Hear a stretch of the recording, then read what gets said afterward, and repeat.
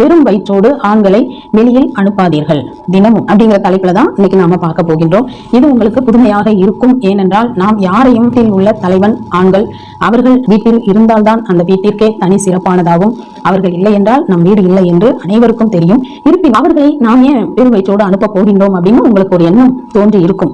ஏன் அப்படின்னா திடீர்னு ஒரு லேட்டா எழுந்துட்டாங்களோ அல்லது ஏதோ ஒரு அவசர வேலையாகவோ ஏதோ ஒரு அர்ஜென்ட் அப்படின்னு அவங்க சாப்பிடாம அந்த நாள் போயிட்டாங்க அப்படின்னா அந்த வீட்டிற்கும் நல்லதல்ல, அவர்கள் வயிற்றுக்கும் நல்லதல்ல, அவர்கள் வெளியே செல்லும் இடங்களுக்கும் நல்லதல்ல.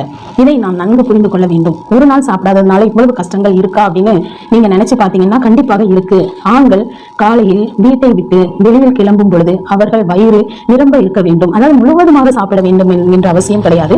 ஆனால் வெறும் வயிற்றோடு வெளியில் போகக்கூடாது. காலையில் எழுந்ததும் டீ காஃபி சாப்பிடும் பழக்கம் உண்டு. அது ஆகாரம் கிடையாது.